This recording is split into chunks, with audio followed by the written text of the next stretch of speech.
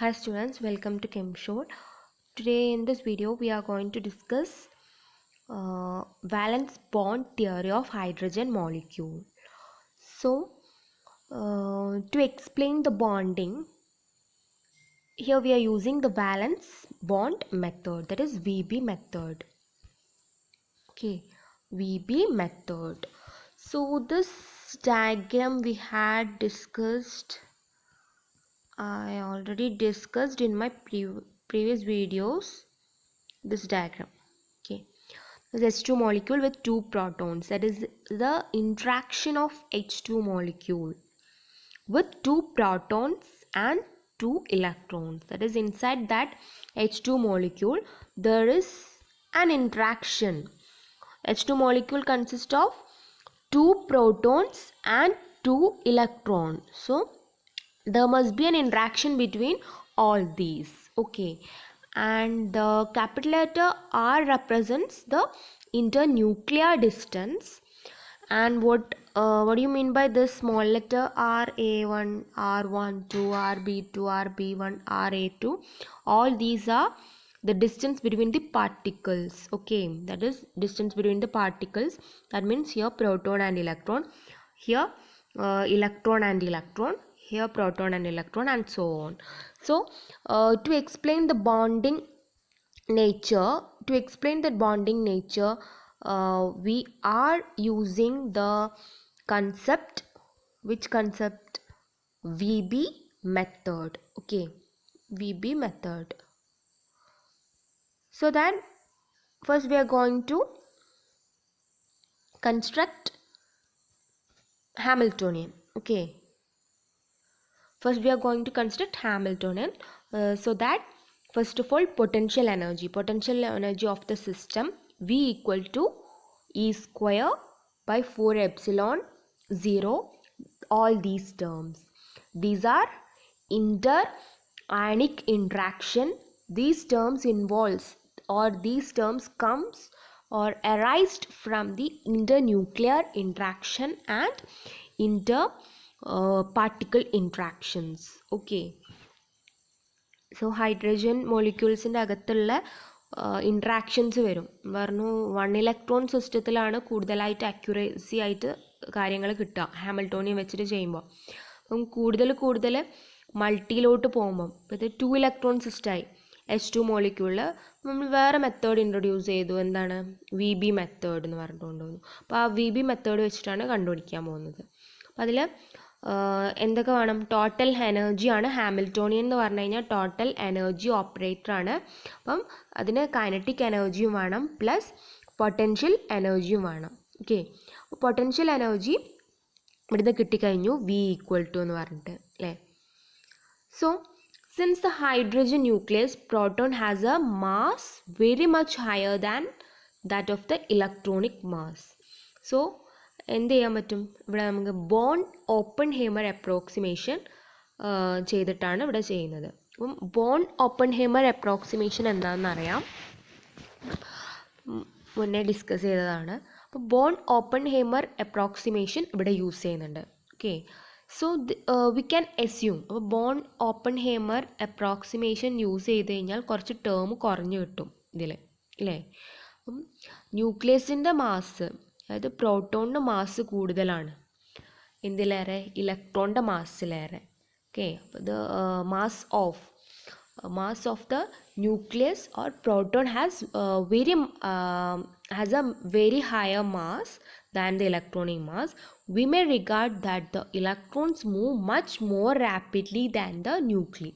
അപ്പോൾ ന്യൂക്ലിയസിൻ്റെ മൂവ്മെൻറ്റ് മെല്ലനെ ആയിരിക്കും അപേക്ഷിച്ചിട്ട്, എന്തിനപേക്ഷിച്ചിട്ട്? ഇലക്ട്രോൺസിൻ്റെ മൂവ്മെൻറ്റിലേറെ കുറവായിരിക്കും. So the two nuclei can be assumed as fixed in position during the period of the motion of electrons. അപ്പോൾ എന്ത് ചെയ്യാൻ പറ്റും? ന്യൂക്ലിയസിൻ്റെ മൂവ്മെൻറ്റ്സ് ഫിക്സ്ഡ് ആക്കി വെക്കാൻ പറ്റും. അപ്പോൾ 2 ന്യൂക്ലിയ എന്ന് പറഞ്ഞാൽ ഏതാണ്? 2 ഹൈഡ്രജൻ ഉണ്ടാവും. അപ്പോൾ രണ്ടിൻ്റെയും ന്യൂക്ലിയസ് നമുക്ക് ഫിക്സ്ഡ് ആക്കി വെക്കാൻ പറ്റും. ഓക്കെ, ഇലക്ട്രോൺസ് മാത്രമേ മൂവ് ചെയ്യുന്നുള്ളൂ. ആ ഒരു കണ്ടീഷനിലാണ് ഇനി ഇത് സ്റ്റാർട്ട് ചെയ്യാൻ പോകുന്നത്, by using the Born Oppenheimer approximation. Okay, so we can assume that the nuclear kinetic energies are negligibly small. Kinetic energy വളരെ കുറവായിരിക്കും. എന്തിൻ്റെ കേസിൽ? ന്യൂക്ലിയസിൻ്റെ കേസിലല്ലേ. ന്യൂക്ലിയസ് എന്താണ്, സോറി, ന്യൂക്ലിയസിൻ്റെ കൈനറ്റിക് എനർജി കുറവാണെന്ന് പറയണം. അതായത് kinetic energy is associated with moving particles അല്ലേ. Moving ബോഡീസിനെ associate ചെയ്തിട്ടുള്ള എനർജിയാണ് കൈനറ്റിക് എനർജി. അപ്പം ന്യൂക്ലിയസിൻ്റെ കേസിൽ ന്യൂക്ലിയസിനെ ഫിക്സ് ചെയ്ത് വെച്ചിട്ടാണുള്ളത്. അപ്പോൾ അതിൻ്റെ കൈനറ്റിക് എനർജി എന്തായിരിക്കും? വളരെ കുറവായിരിക്കും. Negligibly small as compared to those of the electrons. അപ്പോൾ അതിനെ നെഗ്ലക്റ്റ് ചെയ്ത് ഒഴിവാക്കാം അല്ലേ. The Hamiltonian operator H cap then consists of a kinetic energies of 2 electrons added to the potential energy V. അപ്പോൾ എന്തൊക്കെ കൺസിഡർ ചെയ്യണം ഹാമിൽട്ടോണിയനിൽ? ബോൺ ഓപ്പൺഹൈമർ അപ്രോക്സിമേഷൻ യൂസ് ചെയ്തിട്ടില്ലെങ്കിൽ മൊത്തം ടേമും നമ്മൾ കൺസിഡർ ചെയ്യേണ്ടി വരും. ഏതാണ് ഈ മൊത്തം ടേം? ഈ ടേംസൊക്കെ ഫുൾ ഇൻട്രാക്ഷനും കൺസിഡർ ചെയ്തിട്ട് കൈനറ്റിക് എനർജീൻ്റെ ഫുൾ ഇൻട്രാക്ഷനും കൺസിഡർ ചെയ്യേണ്ടി വരും. ബോൺ ഓപ്പൺഹൈമർ അപ്രോക്സിമേഷൻ ചെയ്യുന്നതുകൊണ്ട് ന്യൂക്ലിയസ് ഫിക്സ് ചെയ്ത് വെക്കുകയാണ്. സോ ഹാമിൽട്ടോണിയനിലെ എന്താണ് ടേംസ് കുറഞ്ഞു കിട്ടും. That was the advantage. കുറച്ചുകൂടെ ഈസിയർ ആവും കാര്യങ്ങൾ. Okay. The Hamiltonian operator H cap then consists of the kinetic energies of the 2 electrons. 2 ഇലക്ട്രോണിൻ്റെയും കൈനറ്റിക് എനർജി കൺസിഡർ ചെയ്യും. പിന്നെ അതിലൂടെ പൊട്ടൻഷ്യൽ എനർജി കൂട്ടും. അപ്പോൾ ഇതാണ്. അപ്പോൾ H cap equal to -h² by 8π² m del1² plus del2² plus v. Okay. ഇനി ഇതൊക്കെ എന്താണെന്ന് അറിയാം. ലാപ്ലേഷ്യൻ ഓപ്പറേറ്റേഴ്സ് ആണ്, referring to the coordinates of the 2 electrons. 2 ഇലക്ട്രോണിൻ്റെയും കോർഡിനേറ്റിനെ റെപ്രസെൻ്റ് ചെയ്യാം. ഇലക്ട്രോണിനെ റെപ്രസെൻ്റ് ചെയ്തുകൊണ്ട്. പിന്നെ as the internuclear separation R occurs as a parameter in the above equation, the electronic Schrodinger equation H psi equal to E psi. This ഇനി എന്താ ചെയ്യാൻ പോകുന്നത്? H psi equal to E psi എന്ന് പറയുന്നത് എന്താണ്? ഇവിടെ എനർജിയാണ് കണ്ടുപിടിക്കാൻ പോകുന്നത്. ഇത് സോൾവ് ചെയ്തിട്ട് കിട്ടുന്ന എന്തായിരിക്കും? എനർജി ആയിരിക്കും. ഹൈഡ്രജൻ്റെ മോളിക്യൂളിൻ്റെ കേസിലുള്ള എനർജിയാണ് കണ്ടുപിടിക്കാൻ പോകുന്നത്. ഓക്കെ. അതിൻ്റെ കൂടെ തന്നെ എന്തും കൂടെ കണ്ടുപിടിക്കും? ഇൻ്റർന്യൂക്ലിയർ ഡിസ്റ്റൻസും കണ്ടുപിടിക്കും. അതായത് ഇൻ്റർന്യൂക്ലിയർ ഡിസ്റ്റൻസ് എന്ന് പറഞ്ഞാൽ ഹൈഡ്രജൻ മോളിക്യൂളിൻ്റെ ഇടയിലുള്ള ഈ ഇൻ്റർന്യൂക്ലിയർ ഡിസ്റ്റൻസ് എത്രയാണ് എന്നുള്ളതും കണ്ടുപിടിക്കും. ദാറ്റ് ഈസ് ദ മിനിമം ഡിസ്റ്റൻസും കണ്ടുപിടിക്കും. ഓക്കെ. അപ്പോൾ ഈ ഷ്രോഡിഞ്ചർ ഇക്വേഷൻ യൂസ് ചെയ്തിട്ട് ഇത് ഇനി സോൾവ് ചെയ്യാൻ പോവുകയാണ്. ഓക്കെ. അപ്പോൾ ആ സോൾവിങ്ങും കാര്യങ്ങളൊന്നും ഇതിലില്ല. ഡയറക്റ്റ് നമ്മൾ എന്താണ് കിട്ടിയത് റിസൾട്ട് പറയാൻ പോവുകയാണ്. അപ്പം അങ്ങനത്തെ ഡെറിവേഷനും കാര്യങ്ങളൊന്നും നമുക്ക് പഠിക്കാനില്ല. ഓക്കെ. അപ്പോൾ potential energy is calculated first for one fixed value of R. അപ്പോൾ ഒരു ഫിക്സ്ഡ് വാല്യൂ ഓഫ് ആറിൻ്റെ കേസിൽ പൊട്ടൻഷ്യൽ എനർജി കണ്ടുപിടിക്കും. Okay. Then for another fixed value of r, then for yet another fixed value of r. ഓരോ ആറിൻ്റെ കേസിലും അപ്പോൾ ആറ് എന്ത് ചെയ്യുന്നു വെച്ചാൽ ആറെന്താ നമ്മൾ ഇഷ്ടത്തിനനുസരിച്ച് മാറ്റുകയാണോ? അങ്ങനെ പറ്റുമോ? ഇല്ല. അതായത് എന്താ ചെയ്യുന്നത്? ഇതിൻ്റെ തിയറിറ്റിക്കലി നമ്മൾ കണ്ടുപിടിക്കുകയാണ് അല്ലേ. തിയറിറ്റിക്കൽ വാല്യൂ കണ്ടുപിടിക്കുകയാണ്. എക്സ്പെരിമെൻ്റലല്ല, തിയറിറ്റിക്കൽ കൺസെപ്റ്റാണ് quantum mechanics. Okay.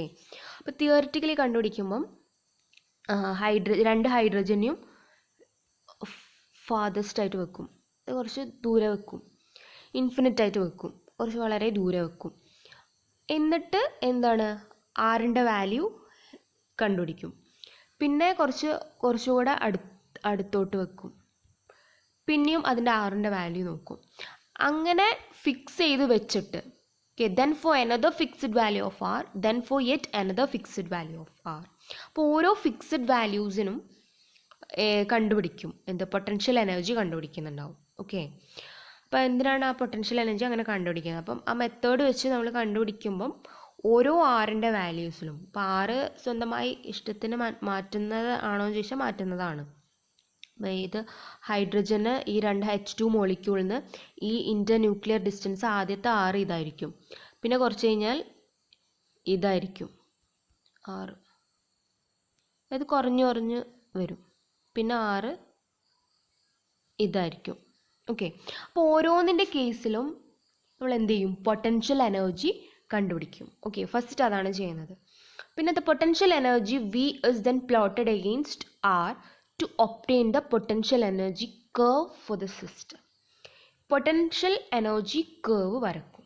Next we are going to draw or plot the potential energy curve for the system. പിന്നെ അടുത്ത് ചെയ്യാൻ പോകുന്നത് എന്താണ്?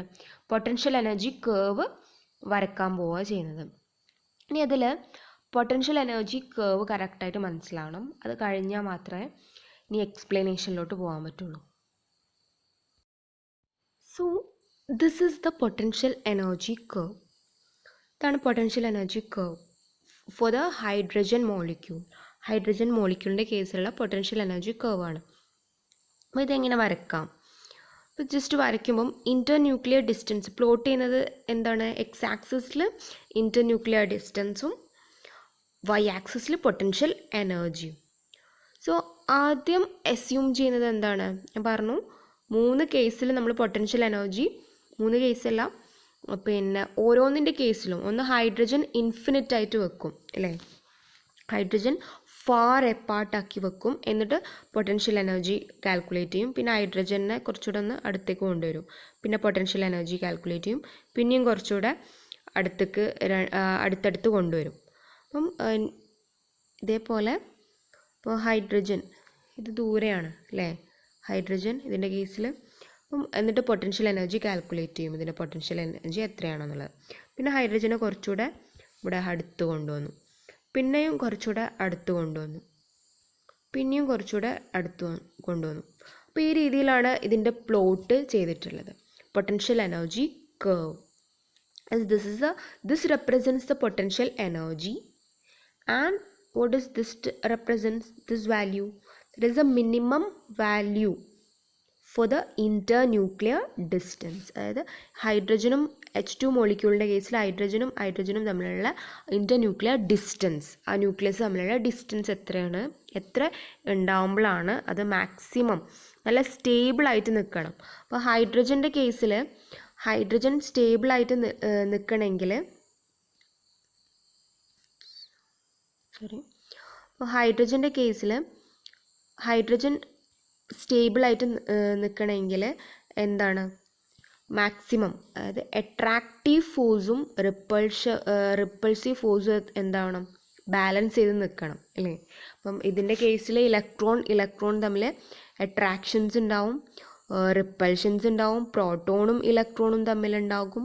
അപ്പം ഒരുപാട് അട്രാക്ഷനും റിപ്പൾഷനും ഈ കേസിൽ ഉണ്ടാവും. അപ്പം ഇതിനൊക്കെ ബാലൻസ് ചെയ്ത് നിൽക്കുന്ന ആ ഒരു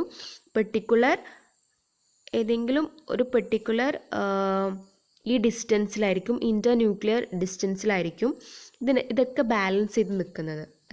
അട്രാക്റ്റീവ് ഫോഴ്സും അതേപോലെ റിപ്പൾസീവ് ഫോഴ്സും. അപ്പോൾ അതായിരിക്കും അതിൻ്റെ സ്റ്റേബിൾ അല്ലേ? അപ്പം ആ ടൈമിൽ ഞാൻ പറഞ്ഞു എനർജി എപ്പോഴും കുറഞ്ഞതിലായിരിക്കും സ്റ്റേബിൾ ഉണ്ടാവും. മോളിക്യൂള് ഉണ്ടാവുമ്പോഴും എനർജി കുറഞ്ഞ ആ ഒരു ലെവലിലായിരിക്കും എപ്പോഴും എനർജി കുറക്കാനാണ് ശ്രമിക്കുക എല്ലാവരും. അപ്പം മോളിക്യൂള് ഫോം ചെയ്യുമ്പോഴും എനർജി കുറഞ്ഞ് നിൽക്കണം, കൂടി എനർജി നിൽക്കാൻ പാടില്ല. അപ്പോൾ എനർജി കുറയാന്ന് പറഞ്ഞാണ് സ്റ്റേബിൾ. അപ്പോൾ ഇതിൻ്റെ കേസിൽ അട്രാക്റ്റീവ് ഫോഴ്സ് ബാലൻസ് ചെയ്യണം റിപ്പൾസീവ് ഫോഴ്സിന്. ഒരുപാട് 2 ഇലക്ട്രോൺസും പ്രോട്ടോൺസും ഉണ്ട്. അപ്പോൾ അത് തമ്മിലുള്ള റിപ്പൾഷനും അട്രാക്ഷനൊക്കെ ബാലൻസ് ചെയ്ത് നിൽക്കുകയും വേണം. അതേപോലെ തന്നെ സ്റ്റെബിലിറ്റി അറ്റൈൻ ചെയ്യണം. ഒരു പെർട്ടിക്കുലർ ലെങ്ത്തിലായിരിക്കും ഈ ഹൈഡ്രജൻ മോളിക്യൂള് നല്ല സ്റ്റേബിളായിട്ട് നിൽക്കുന്നുണ്ടാവുക. Okay, that means what? The attractive force and is balanced by the repulsive forces. Okay.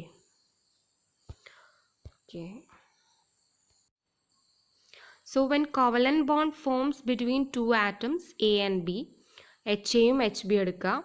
അപ്പം കോവലന്റ് ബോണ്ട് ഫോം ചെയ്യാണ് അല്ലേ? അപ്പം ബോണ്ട് ഫോം ചെയ്യുമ്പം 2 atoms close together following 4 electrostatic forces begin to play.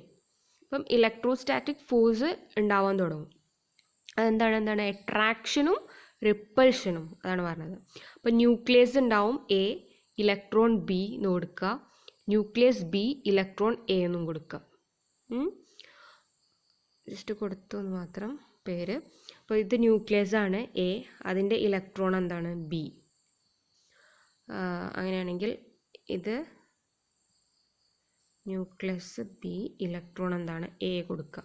Okay, അപ്പോൾ ഇതെന്താണ്, ഇത് തമ്മിൽ അട്രാക്റ്റീവ് ഫോഴ്സസ് ഉണ്ടാവും അല്ലേ, nucleus A and electron B ഇവർ തമ്മിൽ, അതുപോലെ nucleus B and electron A ഇവർ തമ്മിൽ ഒരു അട്രാക്റ്റീവ് ഫോഴ്സ് ഡെവലപ്പ് ചെയ്യും.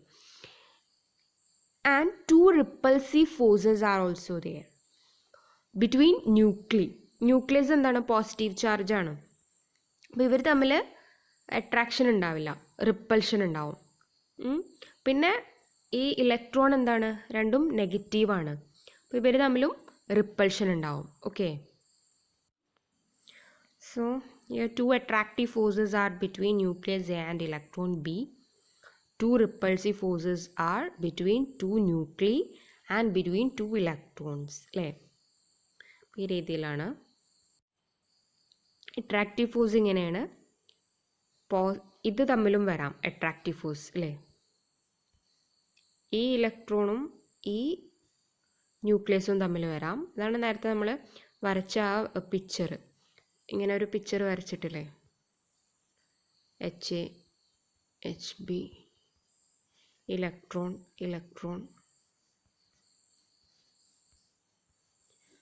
അപ്പം ഈ ഒരു പിക്ചർ തന്നെയാണ് ഇവിടെ റെപ്രസെൻ്റ് ചെയ്തിട്ടുള്ളത്. അപ്പോൾ ഇത് തമ്മിൽ ഒരു അട്രാക്റ്റീവ് ഫോഴ്സ് ഡെവലപ്പ് ചെയ്യാം, പിന്നെ ഇത് തമ്മിലും ഡെവലപ്പ് ചെയ്യാം. ഓക്കെ, ഇത് തമ്മിലും അട്രാക്റ്റീവ് ഫോഴ്സ് ഡെവലപ്പ് ചെയ്യാം. ഇനി റിപ്പൾസീവ് ഫോഴ്സ് ആണെങ്കിൽ ന്യൂക്ലിയസ് തമ്മിൽ ഡെവലപ്പ് ചെയ്യും. റിപ്പൾസീവ് ഫോഴ്സ് ആണെങ്കിലോ ഈ ഇലക്ട്രോൺസ് തമ്മിലും ഡെവലപ്പ് ചെയ്യും. Okay, so then what happen to the potential energy? Potential എനർജിക്ക് എന്ത് സംഭവിക്കും? That is as the atom approach each other, the electrical potential energy gradually diminishes. Potential energy കുറയും. As the potential energy is converted into kinetic energy. Okay, അപ്പോൾ potential energy കുറഞ്ഞു വരും. Because the potential energy is thereby converted into kinetic energy. അപ്പോൾ ഈ electrons അല്ല, ഈ രണ്ട് ഹൈഡ്രജനും അടുത്തേക്ക് അപ്രോച്ച് ചെയ്യുമ്പം ഇതിൻ്റെ പൊട്ടൻഷ്യൽ എനർജി മിനിമൈസ് ചെയ്യാൻ തുടങ്ങും, അതായത് കുറയാൻ തുടങ്ങും. എന്നിട്ട് ഒരു മാക്സിമം ഒരു ലോവർ വാല്യൂ മിനിമം വാല്യത്തിലേക്ക് എത്തും. അതിൻ്റെ ഏറ്റവും മിനിമം വാല്യൂ, നോട്ട് മാക്സിമം, ഏറ്റവും മിനിമം വാല്യത്തിലേക്ക് എത്തും. ഓക്കെ, സോ പൊട്ടൻഷ്യൽ എനർജി എപ്പോഴാണ് കുറയുന്നത്? Potential energy decreases with decreasing distance. അപ്പോൾ പൊട്ടൻഷ്യൽ എനർജി കൂടിയ സമയം എപ്പോഴായിരിക്കും? ഈ ഹൈഡ്രജൻ നമ്മൾ ഫാർ അപ്പാർട്ടായിട്ട് നിർത്തിയ ആ ടൈമിലായിരിക്കും പൊട്ടൻഷ്യൽ എനർജി വളരെ ഹൈ ആയിട്ടുണ്ടാവുക. ഓക്കെ, ഹൈ ആയിട്ടുണ്ടാവുക. ഇനി പൊട്ടൻഷ്യൽ എനർജി ഹൈഡ്രജൻ അടുത്തോട്ട് കൊണ്ടുവരികയാണ്. അപ്പോൾ ആ സമയത്ത് എന്താണ്, ഞാൻ ഹൈഡ്രജനെ ഇവിടെ കൊണ്ടുവന്നു, കുറച്ച് അടുത്തായി. അപ്പോൾ എന്താ സംഭവിക്കും? പൊട്ടൻഷ്യൽ എനർജി കുറഞ്ഞു. പിന്നെ വീണ്ടും ഞാൻ അടുത്ത് കൊണ്ടുവരികയാണ് ഹൈഡ്രജൻ, അപ്പോൾ വീണ്ടും പൊട്ടൻഷ്യൽ എനർജി കുറഞ്ഞു. അപ്പോൾ കുറഞ്ഞു വരികയാണ് പൊട്ടൻഷ്യൽ എനർജി അല്ലേ. That is with potential energy decreases with decreasing distance. കുറഞ്ഞു വരും, that with decreasing distance. Okay,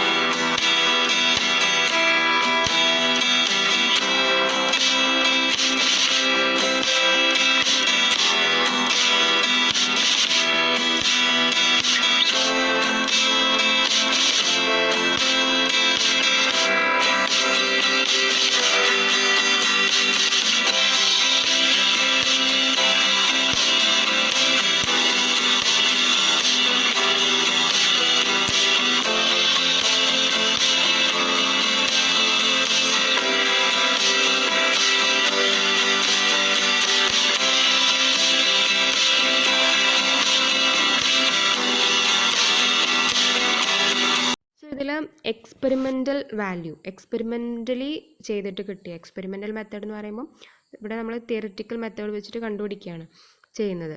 അപ്പോൾ എക്സ്പെരിമെൻ്റൽ മെത്തേഡ് എന്തൊക്കെയാണ്? സ്പെക്ട്രോസ്കോപ്പിക് ടെക്നിക്സ് വഴി കണ്ടുപിടിക്കും. ഇപ്പോൾ ഹൈഡ്രജൻ്റെ കേസിലുള്ള പൊട്ടൻഷ്യൽ എനർജി കണ്ടുപിടിച്ചിട്ട് കിട്ടിയത് എന്താണ്? It having -458 energy, it is potential energy. ഇത്രയാണ് experimental value. And the bond length is 74. Okay, internuclear distance, that is the bond length between these two hydrogen atoms are 74. okay, picometer. So ഇതാണ് നമ്മളെ experimental value. Okay, so the internuclear distance r0 and the energy corresponding to the minimum of the curve corresponds to the bond length and the bond energy of the diatomic system. Okay, അപ്പോൾ bond ലെങ്ത്തും കിട്ടി, bond എനർജിയാണ്. അപ്പോൾ ആ energy എന്ന് പറയുന്നത് എന്താണ്? Bond എനർജിയാണ്. ലെങ്ത്ത് എന്ന് പറയുന്നത് എന്താ? ഇന്റർന്യൂക്ലിയർ ഡിസ്റ്റൻസ് എന്ന് പറയുന്നത് എന്താ? ബോണ്ട് ലെങ്ത്താണ്. സോ ആ കേർവിൽ നിന്ന് നമുക്ക് മനസ്സിലാക്കാൻ പറ്റും ആ മിനിമം എനർജി അല്ലേ? ആ മിനിമം എനർജി എന്ന് പറയുന്നത് -458 ആണ് from experimentally. And minimum bond length എന്ന് പറയുന്നത് 74 ആണ്. അപ്പോൾ ഇവിടെ ആയിരിക്കും, ഇതാണ് എക്സ്പെരിമെൻ്റൽ റിസൾട്ട്. അപ്പോൾ ഈ ഒരു ഇന്റർന്യൂക്ലിയർ ഡിസ്റ്റൻസിലായിരിക്കും ഹൈഡ്രജൻ സ്റ്റേബിൾ ആയിട്ടുണ്ടാവുക. ഓക്കെ, ഇനി കേർവിലുള്ള ബാക്കിയുള്ള വാല്യൂസ് എന്താണെന്നുള്ളത്, ബാക്കി കുറേ വാല്യൂസ് ഉണ്ടല്ലോ, അതെന്താണ്? നമ്മൾ തിയറിറ്റിക്കലി കുറച്ച് പൊട്ടൻഷ്യൽ എനർജി കാൽക്കുലേറ്റ് ചെയ്തിട്ടുണ്ട് അല്ലേ? ഓരോ ഹൈഡ്രജനെയും ഇത്ര ഡിസ്റ്റൻസിൽ കീപ്പ് ചെയ്തിട്ട് ഓരോ പൊട്ടൻഷ്യൽ എനർജി നമ്മൾ കാൽക്കുലേറ്റ് ചെയ്ത് വെച്ചിട്ടുണ്ട്. അപ്പോൾ ആ പൊട്ടൻഷ്യൽ എനർജിക്ക് കറസ്പോണ്ടിങ് ആയിട്ടുള്ള ഇതാണ് ഈ കേർവിൽ ബാക്കിയുള്ള വാല്യൂസ് ഓരോന്നിൻ്റെ കേസിലും. ഓക്കെ, ബാക്കിയുള്ള വാല്യൂസ് റെപ്രസെൻ്റ് ചെയ്യുന്നത് എന്താണ്? ഫുൾ തിയറിറ്റിക്കൽ വാല്യൂസ് ആണ്. Okay, fine. നെക്സ്റ്റ് ഇനി എന്താ ചെയ്യുന്നത്? At first consider that the 2 hydrogen atoms E1, E2 R lying infinitely apart without interaction. Okay, അപ്പം നേരത്തെ പറഞ്ഞ കാര്യങ്ങൾ തന്നെയാണ്. വിത്തൗട്ട് ഇൻട്രാക്ഷൻ, ഇൻഫിനിറ്റ്ലി അപ്പാർട്ടായിട്ടാണ് നിൽക്കുന്നത്. അപ്പോൾ ഈ കൺസെപ്റ്റ് വെച്ചിട്ടാണ് പറയുന്നത്. Okay, without interaction. So the total energy എന്തായിരിക്കും? അസ്യൂംഡ് ടു ബി 0 ആയിരിക്കും അതിൻ്റെ എനർജി. ഇനി വേവ് ഫംഗ്ഷൻ പറയണം. അപ്പോൾ ഫസ്റ്റ് സ്റ്റാർട്ട് ചെയ്തത് എങ്ങനെയാണ്? ഹൈഡ്രജൻ ഫാർ അപ്പാർട്ടാണ് അല്ലേ? ഇത്രയും ഡിസ്റ്റൻസ് ദൂരെ നിന്നാണ് തുടങ്ങിയത്. അപ്പം ഈ ഒരു സിറ്റുവേഷനിൽ ഇതിൻ്റെ വേവ് ഫംഗ്ഷൻ ഡിസ്ക്രൈബ് ചെയ്തെടുക്കണം. So the wave function describing this is psi a1 psi a1 psi b2. 1ഉം 2ഉം എന്താണ്? ഇലക്ട്രോൺസ് ആണ് കേട്ടോ. E1ഉം E2ഉം എന്താണ്? റെപ്രസെൻ്റ് ചെയ്യുന്നത് ഇലക്ട്രോൺസ് ആണ് of HA and HB. Okay, അപ്പം psi a1 psi b2 ഇതാണ് വേവ് ഫംഗ്ഷൻ. ഇനി അടുത്തത് ബിക്കം ക്ലോസർ. ഈ ആറ്റത്തിനെ കുറച്ചുകൂടെ അടുത്തേക്ക് കൊണ്ടുവരാം. സോ അപ്പം അടുത്ത് കൊണ്ടുവരുമ്പോൾ എന്താ സംഭവിക്കുക? അട്രാക്ഷൻ കൂടും അല്ലേ? അടുത്തിരിക്കുമ്പോഴാണ് അട്രാക്ഷൻ ഉണ്ടാവുക അല്ലേ? എല്ലാവരുടെ കേസിലും അങ്ങനെ അടുത്തിരിക്കുമ്പോഴാണ് അട്രാക്ഷൻ വരിക. അപ്പോൾ അട്രാക്റ്റീവ് ഫോഴ്സ് പ്രെഡോമിനേറ്റ് ചെയ്യാൻ തുടങ്ങും. അപ്പോൾ അട്രാക്ഷൻ കൂടുമ്പം what happen to the potential energy decreases gradually. അപ്പോൾ അവിടെ എനർജി കുറയും. അപ്പോൾ അട്രാക്ഷൻ കൂടുകയാണെങ്കിൽ എനർജി വീക്കാവും, കുറയും, reaches a minimum value. Okay, അപ്പം മിനിമം വാല്യൂയിലോട്ട് എത്തും. And then as repulsive forces predominate energy increases at shorter distance. This curve എന്ന് എന്താണ്? Theoretical value. അപ്പോൾ ഇതൊരു തിയറിറ്റിക്കൽ വാല്യൂ നമ്മൾ കണ്ടുപിടിക്കുകയാണ്. അപ്പോൾ ആദ്യം ഹൈഡ്രജനെ, അപ്പം എക്സ്പെരിമെൻ്റൽ വാല്യൂ ഓൾറെഡി നമുക്ക് കിട്ടിക്കഴിഞ്ഞു. എത്ര? 74ഉം -458ഉം ആണ്. -458 എന്താണ്? പൊട്ടൻഷ്യൽ എനർജിയാണ്. 74 പൈക്കോമീറ്റർ അതിൻ്റെ ഇൻ്റർന്യൂക്ലിയർ ഡിസ്റ്റൻസ് ആണ്. സോ നമ്മൾ ഓരോന്നിൻ്റെ കേസിലും ഹൈഡ്രജൻ ആറ്റത്തിനെ ഡിസ്റ്റൻസ് അടുത്തടുത്ത് കൊണ്ടുവന്നിട്ട് ഓരോന്നിൻ്റെ കേസിലും പൊട്ടൻഷ്യൽ എനർജി കാൽക്കുലേറ്റ് ചെയ്തിട്ടാണ് ആ കേർവിൽ പിന്നെ പ്ലോട്ട് ചെയ്യുന്നത്. ഓക്കെ. അപ്പോൾ അട്രാക്റ്റീവ് ഫോഴ്സ് കൂടുന്നുണ്ടാവും, അടുത്ത് വരുന്നതിനനുസരിച്ച് പൊട്ടൻഷ്യൽ എനർജി കുറയുന്നുണ്ട്. Okay. Reaches a minimum value. Okay, the minimum corresponds to bond formation and this internuclear distance R0 corresponds to bond length. Okay, അപ്പോൾ ആ മിനിമം വാല്യൂ ആണ് എന്താണ്, അത് ഏറ്റവും സ്റ്റേബിൾ ആയിട്ട് most stable state of the hydrogen എന്ന് പറഞ്ഞിട്ട് അറിയപ്പെടുന്നത്. അത് എത്രയാണ്? That R0 would be 90 picometre and energy is -25 kilo joule per mole. അപ്പം ഇത് എക്സ്പെരിമെൻ്റൽ വാല്യൂ അല്ല, ഇത് തിയോറിറ്റിക്കൽ വാല്യൂ ആണ്. ഓക്കെ. അപ്പോൾ തിയോറിറ്റിക്കൽ വാല്യൂ ഈ ഒരു മെത്തേഡിൽ നമ്മൾ ചെയ്തിട്ട് കിട്ടിയ വാല്യൂ എന്താണ്?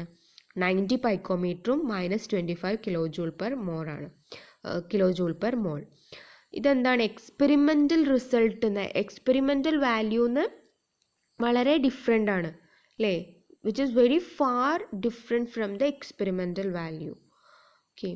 അതുകൊണ്ട് എന്ത് പറയാം, ജസ്റ്റ് വി ബി മെത്തേഡ്. അപ്പോൾ വി ബി മെത്തേഡ് വെച്ചിട്ടാണ് സ്റ്റാർട്ട് ചെയ്തത്, വി ബി മെത്തേഡ് വെച്ചിട്ട് സ്റ്റാർട്ട് ചെയ്തു. അപ്പം വി ബി മെത്തേഡ് വെച്ചിട്ട് ഒരു ട്രയൽ ഫംഗ്ഷൻ ഇൻട്രൊഡ്യൂസ് ചെയ്തു. ഏതാണ് നമ്മൾ ട്രയൽ ഫംഗ്ഷൻ? ഇതാണ് ട്രയൽ ഫംഗ്ഷൻ അല്ലേ, സൈ A1 സൈ ബി. അപ്പം വേവ് ഫംഗ്ഷൻ എന്ന് പറയുന്ന ഇത് നമ്മൾ അസ്യൂം ചെയ്ത് കൊടുത്തതാണ് ട്രയൽ വേവ് ഫംഗ്ഷൻ, ട്രയൽ ഫംഗ്ഷനാണിത്. അപ്പോൾ ട്രയൽ വേവ് ഫംഗ്ഷൻ അസ്യൂം ചെയ്ത് കൊടുത്തു.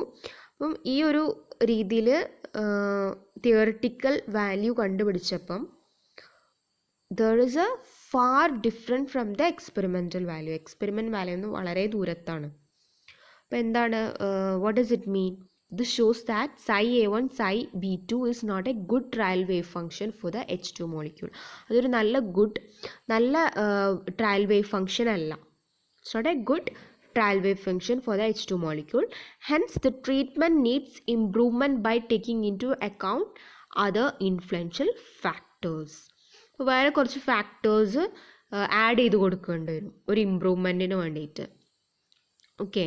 അപ്പം വളരെ ഡിഫറെൻ്റ് ആണ് തിയറിറ്റിക് എക്സ്പെരിമെൻ്റൽ വാല്യൂ എന്ന്. അപ്പോൾ കുറച്ച് ട്രീറ്റ്മെൻറ്റിൻ്റെ മോഡൊന്ന് മാറ്റേണ്ടി വരും, നീഡ്സ് ഇമ്പ്രൂവ്മെൻറ്റ്. അപ്പം ജസ്റ്റ് നമ്മൾ ഈ ഒരു സൈ A1 സൈ B2 എന്ന് പറയുന്നത് എന്താണ്, ട്രയൽ വേവ് ഫംഗ്ഷനാണ് കൊടുത്തത്. വേവ് ഫംഗ്ഷൻ എന്ന് പറയുന്നത് ട്രയൽ വേവ് ഫംഗ്ഷനാണ്, വി ബി മെത്തേഡാണ് യൂസ് ചെയ്തത്. സോ അതിൻ്റെ അകത്ത് എന്തെങ്കിലും ഇമ്പ്രൂവ്മെൻറ്റ് ചെയ്യേണ്ടി വരും. ഓക്കെ. അപ്പം നേരത്തെ 3D ബോക്സിൻ്റെ കേസിലും 2Dൻ്റെ കേസിലും ഹൈഡ്രജൻ ആറ്റത്തിൻ്റെ കേസിലൊക്കെ ഡിസ്കസ് ചെയ്ത പോലെ ശ്രോഡിഞ്ചർ ഇക്വേഷനിൽ എക്സാക്റ്റ് അത് കിട്ടണം എന്നില്ല, അപ്പോൾ ഇമ്പ്രൂവ്മെൻ്റ് ആവശ്യമാണ്. അപ്പോൾ അതേപോലെ തന്നെ ഇവിടെ ട്രയൽ വേവ് ഫംഗ്ഷനാണ് കൊടുത്തിട്ട് ചെയ്തത്. അപ്പോൾ ഇതിനും ഇറ്റ് നീഡ്സ് സം ഇമ്പ്രൂവ്മെൻറ്റ്. ആ ഇമ്പ്രൂവ്മെൻറ്റ് അടുത്ത ക്ലാസ്സിൽ പറയാം. Okay, thank you.